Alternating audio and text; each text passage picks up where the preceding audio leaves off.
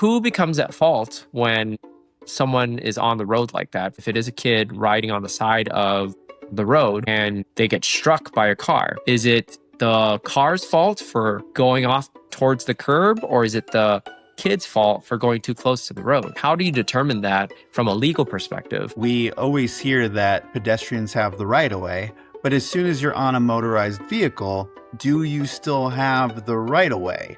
Parents, when it comes to your children, you're responsible for what your child does. So there's a lot of liability out there. If they run into somebody, or if they damage property, or if they hurt themselves, a lot of that liability can fall back on you.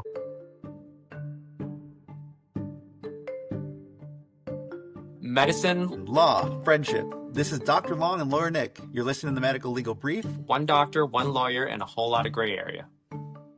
Welcome back to another episode of the Medico-Legal Brief here with Dr. Long and Lawyer Nik. We appreciate you coming back. Tell us what we're talking about today, Lawyer Nik. Dr. Long, I have a rant, I have a complaint, I have a frustration. Obviously, in Fort Worth, where I live, it's very suburban. A lot of kids, a lot of schools around. And my complaint right now is it's the middle of summer, so there's kids going all over the place on these e-bikes, electric bikes, and on these electric scooters, and they are flying all over the neighborhood. They are on the sidewalks, they are on the streets, they are in the grass, they are going from the sidewalks to the streets into the grass. And it's been something that has been of note lately in our Facebook community groups. Local police departments have put out alerts and awareness regarding the e-bikes and e-scooters. And so I just wanted to have a casual conversation on the legality of these e-bikes and e-scooters, but also on what could happen if a kid is hit. That's where I'm going to lean into you on the medical of what type of substantial injuries can occur from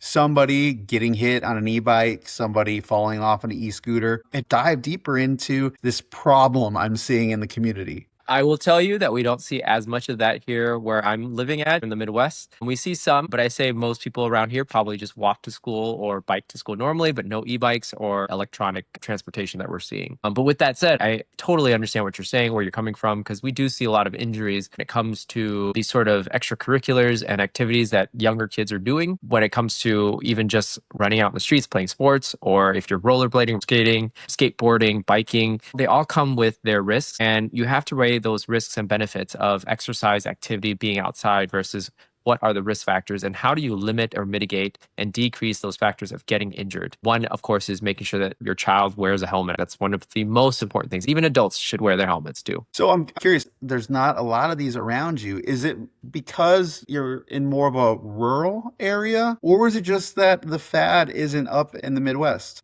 So I'm actually in a suburban area now. We just don't have that much. I don't know if it's because maybe our area is not as wealthy. Here, income's probably a little bit lower. The things that they are seeking out, the activities, the extracurriculars are not going to be as expensive as those e-bikes and e-vehicles. That's very interesting, because here in the DFW Metroplex, you go to Costco and they're literally selling them at Costco. You walk down the aisle and you can see an e-bike or an e-scooter just sitting on top of the shelf with very reasonable pricing, where I have seen some e-scooters and e-bikes go for a couple $100. Back when we were kids, a couple $100 got you a good bike, one of those pedaling bikes. And now, just with the access to these motorized fun toys, people aren't taking the same care and precautions as they would on bikes. And then you add in the speed, you add in the convenience, and the fact that everybody has one, it's becoming more of a danger to the community and a danger to society. Agreed. Anytime anything is introduced into society, there's always that learning curve of what is safe, what are the protections that need to be put in place, what are the laws or legal perspectives that we need to start thinking about.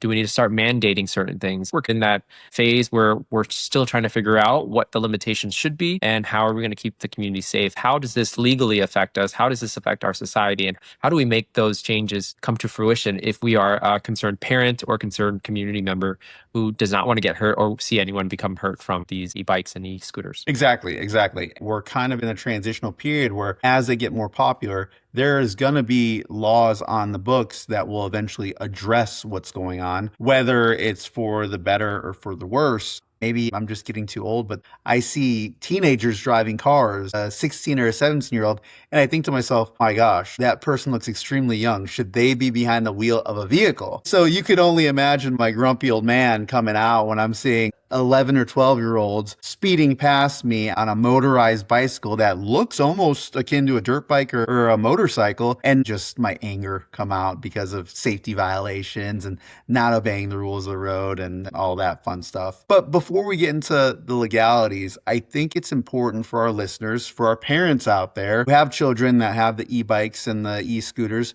to understand the risk that their children or even themselves are being put at by utilizing these things. I've been on an electronic scooter before, and they aren't the safest things. They go really fast, and I'm curious as to what you've seen as far as injuries go. I know that you've spent some time in the ER, and obviously you're a family medicine doctor. What do you see as far as the very basic, hey, I'm riding a normal scooter or skateboard or bicycle, and then working your way up to, hey, this is what a collision looks like at high speed? It's exactly that. It's a spectrum. No matter what you're choosing, whether it's electronic or not, you're going to have that risk of injury. Even just going out for a walk, you have that potential of colliding into something or someone colliding into you. But with any sort of vehicle, whether that is skateboard or bike, even without the automatic component to it, you're going to be going at speeds much higher than if you were running. That speed will determine how severe the impact will be and ultimately decide how severely injured you will be. We see that a lot already in skateboard accidents, snowboarding accidents if you're on a slope or a mountain, and then of course bike accidents. We always see patients, if they wear a helmet, it saves a lot of trauma to the head, which is one of the most important parts. I wish there was a better way for the medical community to protect our kids' necks, because that's the next most important thing. Any injury to the neck can cause damage to sensory function, so there might be numbness, tingling down the arms, and worst case scenario, it can cause paralysis. That can happen even just from a simple collision, because they can collide with a particular angle where the neck just gets turned or hit in the right spot that it causes paralysis from there on down. Those are things that are high risk things that we think of. Now, tag that on, you're on an automatic bike or an e-bike where it's on a motorized battery and it's going as fast as you want it to, and whether or not the brake is going to be functioning at the time that you want it. Is it going to brake quick enough? And if you swerve, are you going to swerve and stay on the vehicle, or are you going to come flying off? It just adds another layer of concern, another layer of potential injury, and just many more ways that you can hurt yourself. Beyond the scary things of your head and your neck, of course, abrasions, contusions, fractures, that can all happen as you are coming off of these transportation modalities. As you extend your hand out, you can fall onto your arm and your wrist, and that can cause some fractures. And there's different types of fractures that we can either reduce, cast. You might even sometimes need surgery depending on how displaced it is. And then worst case, if it's sticking out of your skin, that's an open fracture, and that requires surgery. That requires you to go back to the OR under anesthesia for an orthopedic surgeon to take care of it. A lot of these are really scary things. Luckily, majority of the time, most neighborhoods are fairly safe, but you get those kids who are more willing to do high risk things. And that's where we get worried. And that's where we see a lot of the injuries in the urgent cares, emergency rooms, and the physicians' clinics. That's exactly right. Going down one of the main roads that goes across the Metroplex, the speed limit ends up being anywhere between 45 to 55. It's a very heavily trafficked area. And one of the first times I really noticed these e-bikes is when two kids were riding their e-bikes in the right lane and then jumping up onto the curb, onto the sidewalk, and then jumping back into the lane. And this was at 10 o'clock in the morning. It was pretty heavily trafficked, and people were doing their best to avoid them. But it was like they couldn't comprehend the traffic laws that they were breaking, as well as putting everybody else in danger, including themselves. But you make an interesting point that I'd never really thought of, and that's the neck protection. Because growing up, it was always, hey, wear a helmet, we need to protect your noggin. Never, hey, we need to make sure that your neck is also protected. The only time I've seen it is with like NASCAR racers, where they have some sort of neck brace while they're driving their car, where they can't really move around and twist their head that much. But I've actually never seen any sort of neck protection for any sort of motorized bicycle or skateboard or anything of the sort. There isn't, because one, it's not comfortable. Two, it's not pretty to look at. It's not going to be cosmetically pleasing to have something around your neck that is safe. And three, our sole concern is always the brain, because the brain is where you have your personality, your decision making. At least we can protect that. If you become paralyzed, at least you can still have your mind to function, to communicate. Again, depending on how severe the injury is, usually you're still able to participate in life in some fashion, not necessarily physically. But that is really the next step, is trying to figure out how to protect the neck. But you really are aging yourself by commenting the way you're commenting. Because you're right. Back when we were their age, the last thing we thought about was how do we protect ourselves, or what are the laws or rules around this area. We just wanted to have fun. We just wanted to go out and enjoy and really show off and show our friends cool tricks we were learning or what cool things we were able to do. So I can relate, but you're definitely aging yourself by complaining about it now. I am. Because when I was younger, I don't think I ever really wore a helmet. I would rollerblade and skateboard and scooter and bicycle without a helmet. And it wasn't until I was an adult and I started partaking in triathlons in which I got a road bike and I thought to myself, well, if I'm going to be on the road, I can't trust these crazy drivers. So I'm going to go ahead and I'm going to buy a helmet and wear a helmet to hopefully protect my moneymaker, my brain. I think that also kind of goes into a little bit more of a darker scenario. Anytime you hear of a motorcycle accident, it's usually accompanied by a fatality. And I bring that up because I analogize the fact that you have these motorized bicycles, whether it's a bicycle or dirt bike, it's almost a step below getting to a motorcycle. Is that on point with what you know of in the medical community? If it's a motorcycle accident, most of the time it ends up in severe injury or a fatality? Yeah, most people who have motorcycles and they're in big accidents, it's not a good scene to go up on. And lots of fractures, lots of injuries, a lot of deaths from it. It's the speed at which they ride it, but also the risky behavior of the drivers. Usually someone that's willing to drive a motorcycle, they're more likely to weave in and out of traffic. They're usually trying to go faster. All of those components really increase their risk of severe injury. But yeah, we do see that quite a bit in the medical community, unfortunately. But I'm curious, as we're talking about this, who becomes at fault when someone is on the road like that? For example, if it is a kid riding on the side of the road and they get struck by a car, is it the car's fault for going off towards the curb, or is it the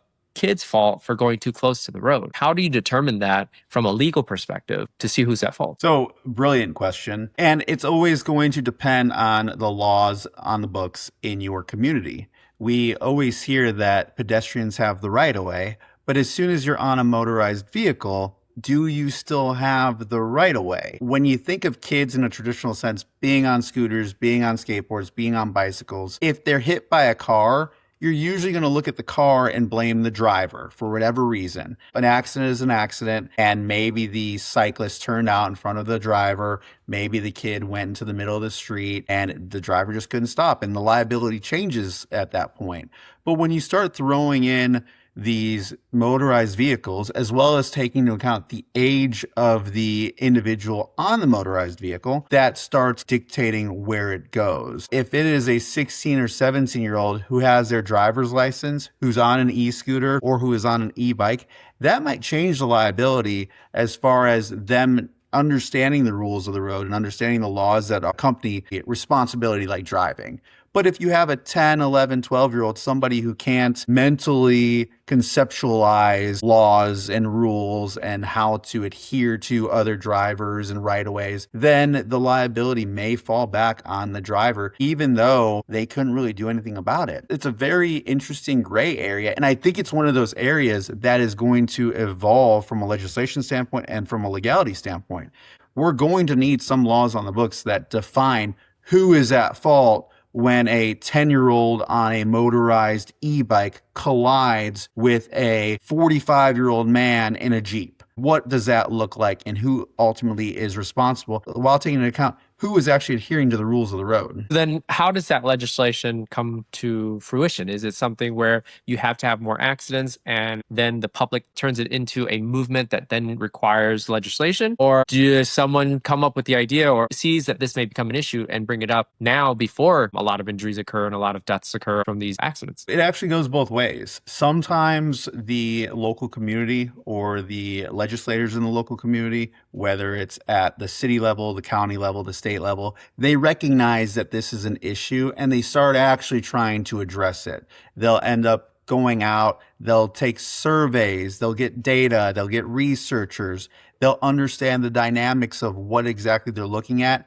And at that point, they might start creating definitions. Well, if this vehicle has this type of thing, then it's going to be classified as this. If this vehicle goes this sort of speed, then it's going to be classified as this. There's a lot of research that goes into it. But sadly, the counter to that is something tragic happening in the community. There's a death or multiple deaths, or something crazy happens with maybe the police department chasing down kids. There's so many different things that can occur, which then we're being reactive from a legislative legal standpoint in creating the laws. You see that in the community when you might hear of insert name and the law. If you locally have something that's like Jim's Law, usually you can find out who quote unquote Jim was, and you can look at the backstory as to how that person's interaction, how that person's death, how that person's constitutional rights, how that ended up becoming a law and becoming a consideration.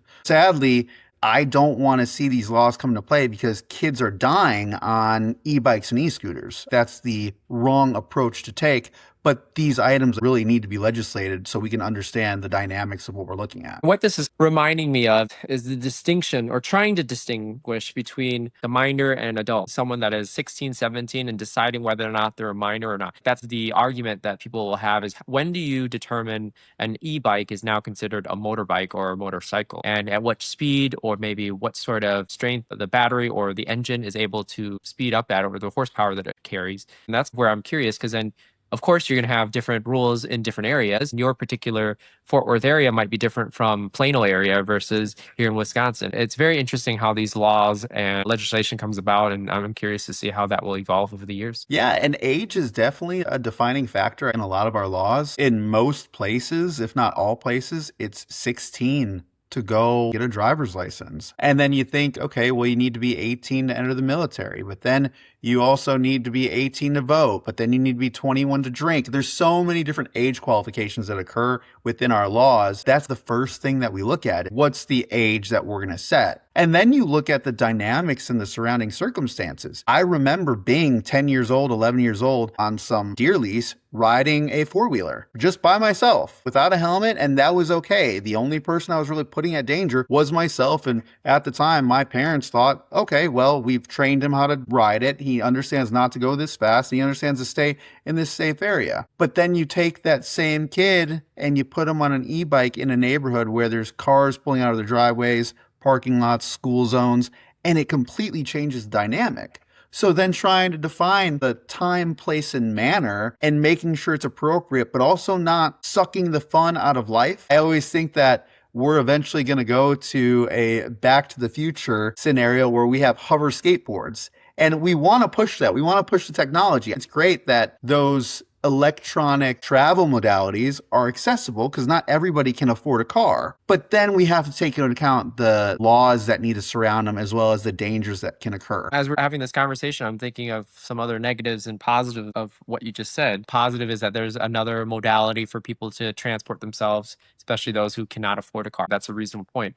But the other thing I think about is for all the kids who would have walked or would have manually biked or would have ran to their friend's house, they're now using these e-bikes and e-transportation, how much less exercise are they getting? But then you weigh the benefits. They're going to be outside. Even if it's on a bike, at least they're going to be outside. It's interesting as we grow and as we raise our kids and what we're going to be willing to introduce them to.